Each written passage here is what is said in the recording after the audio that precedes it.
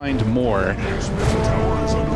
Alliance actually pushing forward towards the outpost. It's 950, and they aren't going to be able to secure it. Ilias is going to stay alive for the time being. Gets sprouted up. They keep on working him down. So it will be a one for one here on the outpost. Not enough time. Not enough time. So they get the tower. They get a little extra map control.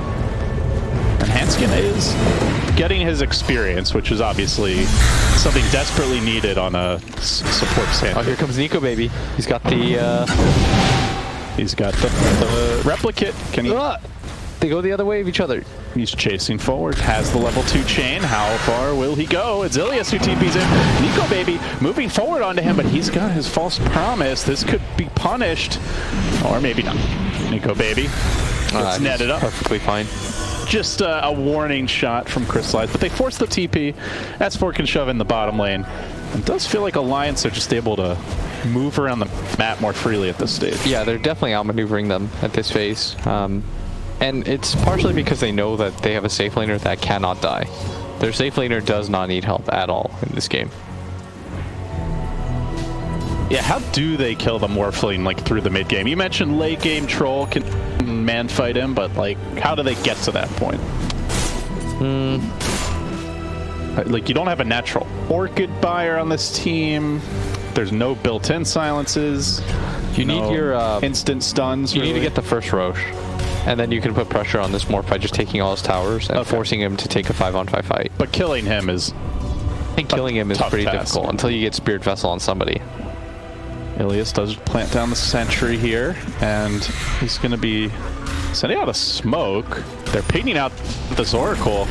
S4's coming in, gets off the Sprout. False promise available. Pasha's the one they want to go for, though. And now popping the dust, charging forward. Here comes the boat right onto Limp, but is there follow-up? That's the question. Good Soulbind, good silence. Death Ward, though, to turn it around, perhaps. Zibe doing good work at forcing Slayer back. They keep on trying to fight. Really Ilias nice and Magical gotta back out of here. They've already lost the Timbersaw. These guys may go down, too. Look at that cask bouncing. Magical keeps on retreating. Ilias into the trees. The trees are hounding him. They've turned against him. S4 on the chase, following the path of the Bulldog, and that will be 2 kills and a tower, I imagine, as well. That was really, really well done and well positioned by Alliance. Zibe, especially with that Death Ward, he just waited in the back. He positioned himself in such a way that no one could go on him. He was so far to the right-hand side, and he protects his Pugna. And that turns into such a good trade for them because they brought a lot of heroes up here to try to make that happen, and they lost somebody. Nico Baby is getting gone on, and he is out of mana, but... Who's going on whom, though? Nice Sprout block. Now they get the Decrepify, and the follow-up nuke damage is there. He's not able to get off his ultimate. He had it just a little bit too late on the rotations. He got a little greedy because he got a first hit net and just chased the Morphling, but as you mentioned, that hero's just not dying. No, it's way too hard for him to attempt a solo kill at this point in the game. So they didn't get the tower top, but it's very low, and they do take the mid tower, so Alliance with heavy map control. Yeah, they're just getting out-rotated on the map right now. It feels like this pace that Alliance are setting, Navi is not 100% comfortable with. They're playing really reactively, which is not benefiting their lineup at all. They want to try to be the aggressors here. And I don't know how you really support this duo. Like, they don't really have a playmaker. Like, say what you will about Sand King, I'm not the biggest fan of him, but at least he comes with the stun. Zibe takes just forever. Tried so hard to juke, but... Like, even these one-off kills on a Zibe... They're losing a tier 1 for this. Yeah, it takes forever to do.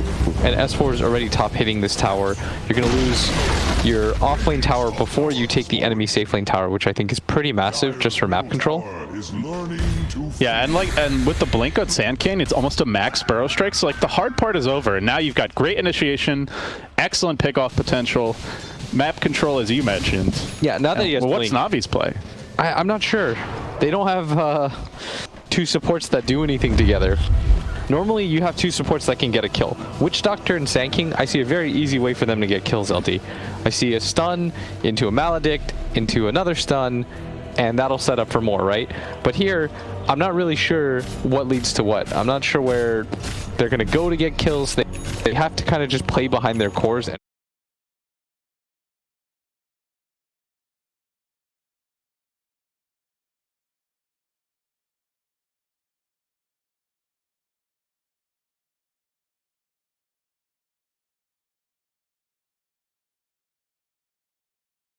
He's the lowest farm core in the game right now. Dire's top tower is Feels bad indeed for Navi. Alliance sowing their oats all across the map. Nico Baby's going to shove in the bottom lane. They are looking to hold top. Should Navi try to commit for a push, and I'd like to see without the Alliance troll fight there, this. there's just no real push. They're gonna split bottom and kind of force them into a weird position, but I do think Alliance should TP for this. Hanskin just All right. holding serve for the time being. Will they rotate? No, he's going to blink out. Dust got popped, and he's out of there. So they do finally get a tower. I thought Alliance would fight. Yeah, I think so too. I think they should have.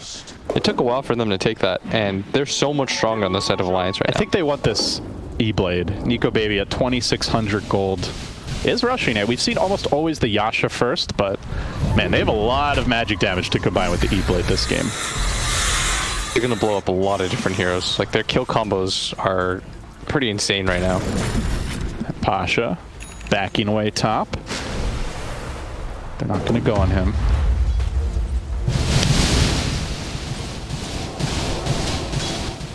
Do you still like, how did Navi get back in this game? It just, I don't know what they do right now as They farm. as Pasha is going to get caught out. Maladin comes through to Crepify as well. Pugna giving him the suck, and Pasha is going to go down. They have no problems dealing with that Timber Saw. They farm and they try to get BKBs. That's really all there is to it. So they now have a Spirit Vessel, and he's starting to build a BKB on the Kunkka, but you're gonna have to pick up some kills with this, as I think this is a Dead Slayer.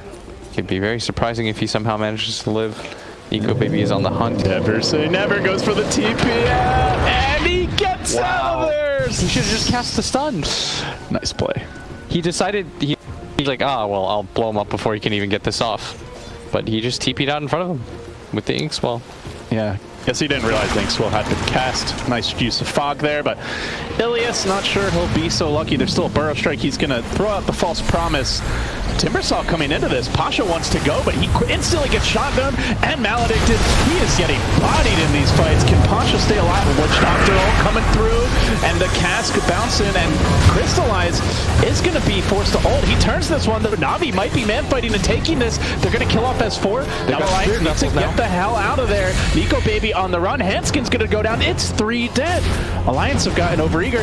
Nico Baby, though, he sees kill opportunities, but it could actually cost him the Spirit Vessel, as he mentioned. He's going to wave out. I think he's gone. I don't know. Yeah, no mana on Pasha. Well, a little mana, but not enough to Finally, a pretty decent fight for Navi. double damage rune snagged by Magical. You cannot overcommit to this Oracle Troll. They will kill you. So we're going to see again. It all starts with them going on Ilias, who just pops his ulti on himself. They went quite hard for him, you can see, and they didn't really quite have enough damage for this Timbersaw. They come over the top with the boat. This was more than enough damage to get at least the Pugna kill. Yeah, finishing off these Navi heroes is a tall order between the Troll ult, the Oracle, the Timbersaw being very naturally tanky. And they have a good anti-Timber game, but they really have to focus him if they want to get that kill. Yes, here comes the smoke from Alliance. They're making a move top. Boat coming through to try and keep Magical alive a bit longer. He does have a lot of HP still, 800. He's going to try to run to the south. Ilias there in reserve, but Ilias will end up going down. False Promise was still 15 seconds away. They get off the Death Ward again, and they get the Magical kill once more. Alliance wasting no time in taking another fight and taking what looks to be another objective. Waving forward, Nico Baby. Not enough damage. He's going to force them away from the tower, though. Actually, they're going to back off.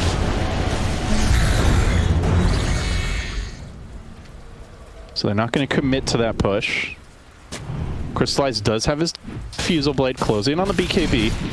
And Alliance are they're all magic damage, basically. Yeah, when he gets this BKB is going to make him real strong. Yep, it'll be a huge turning point. And then it just becomes like, who supports die first? As they're going to make another move onto this Timbersaw, who is 100% dead.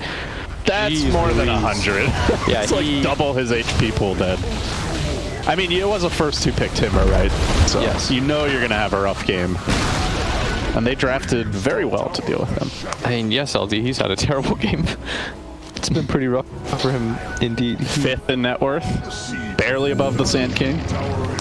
And Timber definitely one of those cores that if he falls behind is not catching up and No. happy to come back in. He sort of has to have a really good lane phase into snowballing and using that tankiness to his advantage. But they have so many different tools. The Maledict is so efficient, and now they're going to go for the Roche. This is one of my favorite plays to make with Morphling. You just get a mask, and Roshan's the easiest thing in the world. Has some treants there to assist. They are rotating though. You say it's easy, but Magical has other ideas. He's standing directly under a ward. He's just going to start marching towards the pit. The team behind him. He gets the And they gotta go like right now. He's got a few seconds. Is he going to find the opening? Stroke of Fate coming through. X as well tries to burrow time out of that one. It's not going to happen. He goes down. Handskin out of the fight immediately. No buyback. They could get limp here. And Roche not low enough to commit for it. So Alliance backing away. They get up the Maledict on Pasha. They don't have to follow up. This is looking real ugly for Alliance. As soon as they lose a hero, they just have to run. They lose another. And this is where you're king. If you're Kunkka, just pick them off one by one. S4 trying to chase down Ilias though. He does get the kill. Pasha in the river, running towards S4, wants to finish him off. Nico Baby waving over the top, looking for Magical. They've committed the troll PKP. He's got to get some auto attacks off during this time. He wants that S4 kill. He will get it. Crystallized though, and a headlong retreat now along with Pasha. 3 heroes in pursuit. They're going to wave on up with Nico Baby. Keeps on chasing. They get off the burrow strike. Still has his ultimate. Got to be careful. They get the stun. He gets the ult off. Do they keep on chasing? Crystallized healing right up. Oracle there in reserve, and Nico Baby has to back away. Now the chase back the other direction. Zibe into the river. Also in trouble, but the more important fight is Nico Baby banding up and gets the kill on Crystallize. Now he can chase for Ilias perhaps. Keeps on surging forward. That Oracle, pretty slow, pretty squishy. And he's got stick charges too. Wave, couple more auto attacks. They should have the kill. They get it. Nico Baby in deep though. He's really far on enemy lines. He's fine. They don't have the damage for this. They're not gonna go. They need Kunkka with his Spirit Vessel or the Troll to kill him. He's gonna get healed up. And oh, the snipe was kind of close. A quarter of a second longer. They had ward vision there, and he would have died to that stroke. But now this should be a free Roshan.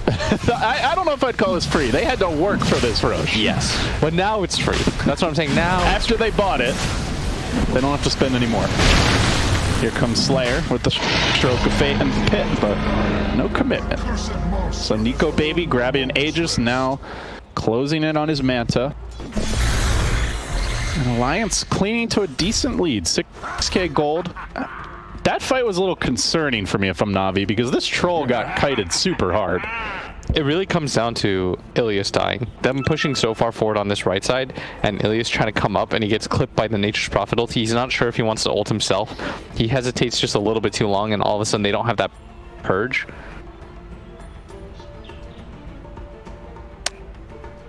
Like, you just see Crystallize, like, slowly marching from hero to hero. This time they had a bit of a power play, so they're able to find the kill, but like, this next sequence of events is where I start to be a little concerned. Like, they're chain stunning him when the BKB's down. The Oracle comes in and